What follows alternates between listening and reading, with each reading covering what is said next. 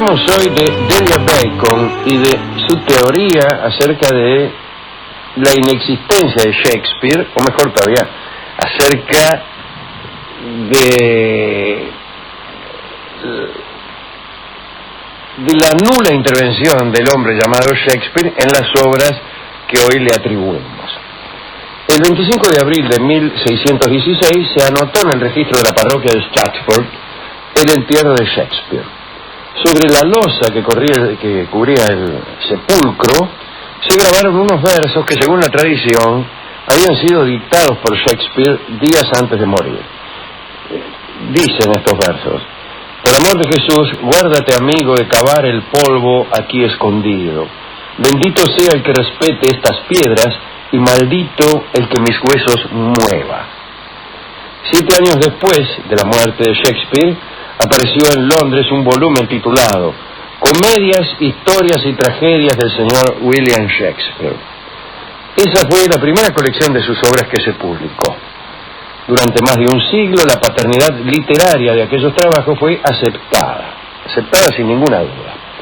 Sin embargo, hubo un momento en el que se iniciaron sospechas sobre la posibilidad de que Shakespeare no hubiera escrito aquella colección. Algunos eruditos aseguraban que no podía conciliarse la brillantez y la variedad de la producción de Shakespeare con los pocos hechos prosaicos que se conocían de su vida. En 1811, un amigo de este programa, Samuel Taylor Coleridge, pronunció una serie de conferencias acerca de Milton y de Shakespeare en Londres. Al comentar las obras de Shakespeare, Coleridge expresó sus dudas en cuanto a que escritos de esas características pudieran proceder de un hombre vulgar. Decía nuestro amigo Coleridge: ¿acaso se hacen milagros en broma? ¿Acaso elige Dios a los idiotas para que transmitan las verdades divinas de los hombres? Bueno, 26 años más tarde, Disraeli, el primer ministro, que fue primer ministro de Inglaterra, dijo que se sabía tanto de Shakespeare como de Homero, y dudaba si había escrito alguna vez una sola obra. En 1852 apareció en aquel debate Delia Bacon, una mujer que vivía en Nueva Inglaterra, en Estados Unidos. Daba clases a mujeres acerca de temas históricos y literarios. Se había dedicado al estudio de la literatura del periodo isabelino. Para Delia Bacon, las obras que llevaban la firma de Shakespeare habían sido escritas en secreto por un grupo de genios creadores que se habían unido con un exclusivo propósito. Para ella, el que conocíamos como Shakespeare era un simple actor. El grupo creador, según Delia, estaba integrado por Francis Bacon, que no era antepasado de Delia, no es casualidad, Francis Bacon, Walter Raleigh, de quien hemos hablado, más que nada de su condición de viajero y de enamorado, y por Edmund Spenser, de quien también hemos hablado aquí en este programa extensamente. Decía Delia Bacon que esos hombres poseían peligrosas ideas democráticas en una época de absolutismo y que, ansiosos de promover la libertad, se habían propuesto difundir su pensamiento mediante obras populares con fuertes alegorías políticas. Delia decía haber descubierto, bajo los notables textos, un osado y liberal sistema filosófico, digo yo, con una emoción de tal índole que casi me impide continuar. Voy a beber un vaso de agua para que mis sentimientos democráticos no me hagan romper en llanto. Mientras tanto, usted puede recitar parte del Martín Fierro, si quiere. Agua mineral, de la cual no podemos decir la marca, porque aquí nos informa la gerencia comercial que no podemos mencionar el producto. Bueno, y aquí me pongo a cantar al compás de la vihuela. Decía yo mientras ingería, o mejor yo antes de incorporarme, este agua mineral cuya marca no está permitido repetir, un lindo medio litro se tomó, que Delia decía que había descubierto bajo aquellos textos una intención liberal. Para refutar la existencia misma de Shakespeare, o la existencia de Shakespeare como literato, Delia Bacon decía que no había una sola, que no había ni una sola referencia acerca del paso de William Shakespeare por ninguna escuela, que vivía en una ciudad mercantil y en una familia ajena a conocimientos de historia antigua, que tampoco tenía conocimiento de los clásicos griegos y latinos. La familia que también estaba más lejana todavía de las costumbres cortesanas y los juegos caballerescos. Entre lo poco que se sabía de Shakespeare, había un detalle inquietante. Se sabía que había tenido que abandonar Stratford por robar venados en la propiedad de un señor llamado Sir Thomas Lacy. Delia decía también que no había una sola prueba de correspondencia mantenida por Shakespeare con un editor, con un crítico, con un protector. Y sobre todo, no había sobrevivido ni un solo manuscrito. Apenas se habían salvado unas firmas,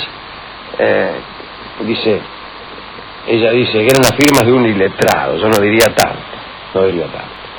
Delia, antes de exponer su teoría, quiso investigar más a fondo el tema y viajó a Inglaterra, recordemos que vivía en Estados Unidos, para encontrar pruebas concretas antes de publicar algo, ¿no? Entonces, visitó el lugar donde había vivido Francis Bacon, examinó la colección de Shakespeare en el Museo Británico, pero tenía la intención de levantar la lápida sepulcral de la tumba de Shakespeare con la intención de encontrar allí documentos que corroboraran su historia. Aseguraba Delia que en unas cartas de Bacon había descubierto la clave y la pista de todo el misterio. Había en aquellas cartas detalladas instrucciones acerca de cómo encontrar un testamento y otros documentos relacionados con los verdaderos creadores, ocultos en un espacio de la tumba del actor Shakespeare. Así que pensaba que la clave estaba adentro de la tumba. Delia Bacon consiguió que nada menos que Emerson, Ralph Waldo Emerson, escuchara sus conjeturas. Y Emerson le dio una carta de presentación para que viera nada menos que a Thomas Carlyle. Digo nada menos porque justamente Emerson y Carlyle discreparon públicamente sobre el tema de los héroes, una polémica histórica, ¿no? Así que justamente Emerson fue el que le presentó a Carlyle. Bueno, en Londres, Delia fue entonces a la casa de Carlyle para lograr algún apoyo en su indagación. Parece que Carlyle la recibió bien, pero en cuantito la mina le dijo a qué iba, la echó. La echó. El tipo le dije, mire, yo sostengo que Shakespeare no escribió nada, etcétera, etcétera. Y Carlyle le dijo, tómesela. Así fue, ¿no? Delia vivió en Londres, encerrada en un cuarto espantoso. Allí escribía su tesis y esperaba encontrar a alguien que la ayudara. Recibió algún dinero cuando una revista americana, la Putnam's, decidió publicar sus artículos, pero eso duró poco. Los editores se asustaron por el contenido de estas revelaciones impertinentes y anularon el contrato. Muy bien, después de bastante milla dura, vino uno que le ayudó, que era nada menos que Nathaniel Hawthorne, que era cónsul en Liverpool, ¿no? Hawthorne, aunque en desacuerdo con las tesis, le prometió buscarle editor para la publicación de sus investigaciones. Escribió el propio Hawthorne, esto lo escribió él, ¿no? Dice, escéptico ante los argumentos, pero subyugado por su figura, opté por favorecer a la dama. Mira vos, ¿no? Nunca parece que sucedió nada entre ellos, pero a él siempre le gustó aquella mina y la acompañó con algún dinero y con recomendaciones. En 1856, Delia Bacon llegó a Stratford y quiso meterse en la tumba de Shakespeare para encontrar los datos que supuestamente había descifrado de las cartas de Francis Bacon. Si podía demostrar la veracidad de sus escritos con pruebas documentales desenterradas del mismísimo ataúd de Shakespeare, su libro causaría sensación. Así que se fue hasta la iglesia de la Santísima Trinidad, estudió el sepulcro le preguntó a un cura cuándo había menos gente, se le dijo que allá por las 8 de la mañana no había casi nadie, aterrizó Delia a las 8 de la mañana, pero se encontró como con 20 que andaban ahí dejándole flores al poeta, y era cuestión de profanar un sepulcro delante de 20 viejas. Así que decidió colarse en el cementerio de noche. Lo hizo varias veces, pero cada vez que se acercaba y leía aquel epitafio que leímos al principio, que decía: bendito sea el que respete estas piedras y maldito el que mis huesos remueva, y no se animaba. Le agarró el chucho. Fíjese, ¿no? Llegar hasta ese punto, sí, y asustarse. No se animaba a correr la tapa. Y nunca pudo vencer el miedo y renunció a la investigación y al sacrilegio solo por miedo. ¿Qué le costaba decirle a alguno? Claro, conseguirse un cómplice. Claro, destápemelo usted. Claro, en fin. Entonces decidió publicar un libro sin mover los huesitos de Shakespeare. Y en abril de 1857 apareció el libro, ¿no? Lo tituló La filosofía de las obras de Shakespeare, develada por Delia Bacon, con prefacio de Hawthorne, autor de La letra escarlata y de tantas otras cosas. Tenía 682 páginas, se editaron 1000 ejemplares. Allí Delia explicaba que se le había ocurrido a Bacon la idea de utilizar piezas teatrales como medio de propaganda, y que eso podía ubicarse dentro del llamado método de progresión, que exigía que las verdades científicas y los problemas políticos debían exponerse no desnudos, sino artística y gradualmente. El libro fracasó. Y más fracasó porque, sin haber encontrado absolutamente nada en el sepulcro, más que nada porque no lo abrió, ¿no? Bueno, no tenía el libro ningún sostén documental. Delia no se enteró de este fracaso porque parece que se volvió loca. 2 meses después de la publicación, Hawthorne recibió una carta de un médico que se había hecho cargo de Delia y que terminaba así. Aquí tengo la carta. Me temo que hay muchos motivos para creer que Delia Bacon acabará decididamente loca.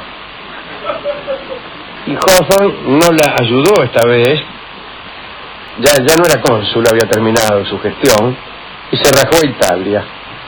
La locura de Delia Bacon parece que alcanzó extremos tan agudos que la llevaron a un manicomio a 12 kilómetros de Stratford. Que el manicomio esté a 12 kilómetros de Stratford en realidad no dice nada acerca de lo agudo de su cuadro patológico. Tiene razón usted. Y fíjese que es rara esta frase. La locura de Delia Bacon alcanzó extremos tan agudos que la llevaron a un manicomio. Eso estaría bien. Sí. Pero extremos tan agudos que la llevaron a un manicomio a 12 kilómetros de Stratford, como si eso enfatizara la locura de Delia Bacon, es algo que no alcanzó a entender. Uh-huh. Estaba tan loco que lo llevaron a 15 kilómetros de Pilar. Pero eso tiene sentido porque podríamos estar hablando del Oppendorf. Claro. Bien. Después un sobrino de ella, ¿no? No de Stratford, la trasladó a Estados Unidos y murió, no el sobrino, sino ella, a los 48 años de edad en un sanatorio de Connecticut. Escribió Hawthorne lo siguiente: jamás hubo autor tan confiado como ella, y ninguno fracasó jamás tan estrepitosamente. Una consideración supersticiosa podría inducirnos a suponer que el anatema de la lápida sepulcral de Shakespeare cayó pesadamente sobre su cabeza. Debo decir, dice siempre Hawthorne con la misma voz, claro, debo decir que ella le hizo elevada justicia al buen William. ¿Qué importa que lo llamara con otros nombres? Lo cierto es que nunca dudó de su excelencia. Bien, no era ningún físico. Esa es la noticia que tenemos acerca de Delia Bacon. Después de su muerte, algunos se entregaron a un frenesí de cálculos matemáticos y combinaciones cabalísticas para ver si encontraban las señales que Delia había visto en los textos de Shakespeare. Allá por 1970 se calculó que había 5.000 libros y artículos publicados que dudaban de los escritos de Shakespeare, ¿no? Y señalaban en estos libros a 57 otros escritores de la época como los verdaderos autores.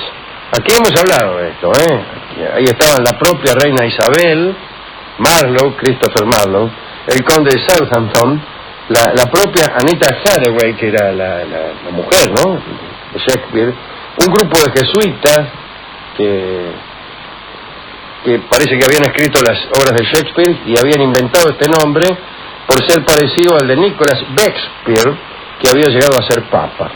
Bueno, infinidad de cosas, ¿no? Todavía hoy, cada tanto aparece un ñato que aporta nuevos datos. Incluso en la ficción hay páginas memorables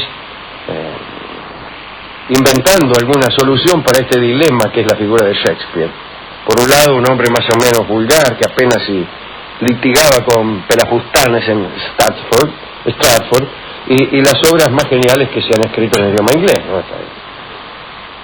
Bueno, algunos dicen cosas tales como que uno no puede construir obras superiores a uno mismo. Es una idea interesante, ¿no?, la imposibilidad de gestar obras que sean superiores a nosotros.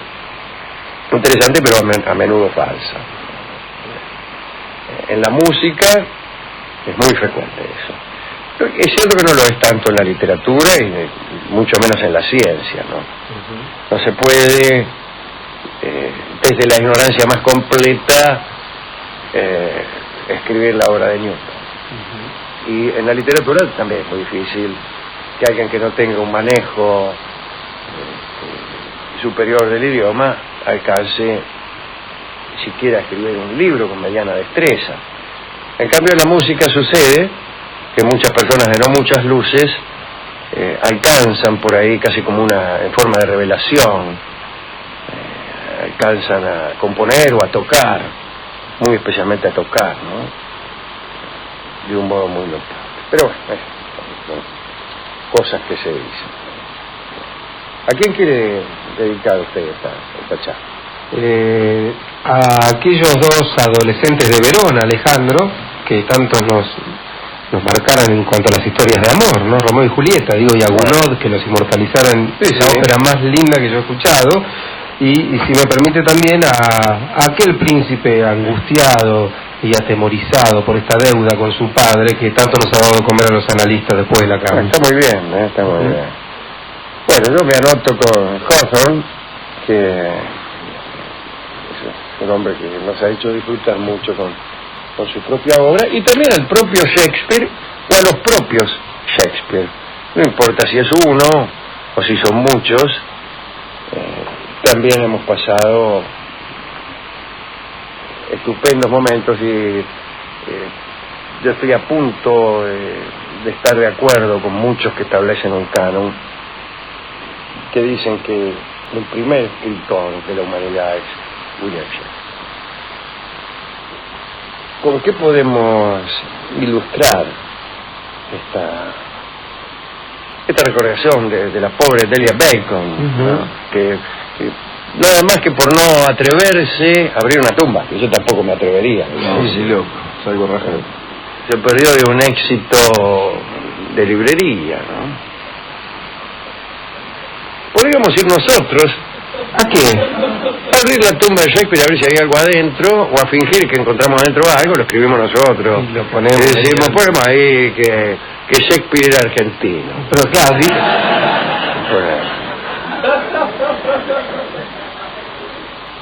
y podemos incluso decir que obviamente que está enterrado en algún lugar por acá, no nos vamos a ir hasta allá. También podemos decir, claro, que los huesos de Stratford no son de Shakespeare y que en realidad está en el terreno de la Chacarita. Claro. Ahí a mano, póngalo. A mano. Pero nadie nos va a creer. Mejor vayamos o digamos que fuimos allá. Está bien. Digamos que fuimos y traemos unos papeles. Medio, yo le voy a poner un poco de mugre. Nos quema, ¿vio? Como nos quemamos un poco en una vela. Y dice, el verdadero Shakespeare nació en Buenos Aires poco antes de su fundación.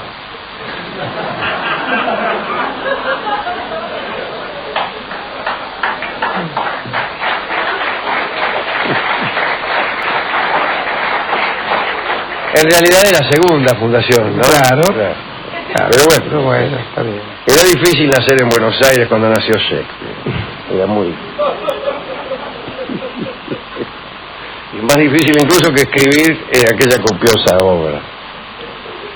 Bueno, y también a Cervantes, que según se dice murió el mismo día, el 25 de abril de 1616, aunque como nos hemos encargado de decir muchas veces en este programa, probablemente no era el mismo día, porque los ingleses no habían adoptado todavía el calendario gregoriano, recién lo hicieron casi 100 años después. Que era la misma fecha pero no el mismo día. Era la misma fecha pero no el mismo día. Había como 10 días de diferencia o más quizá.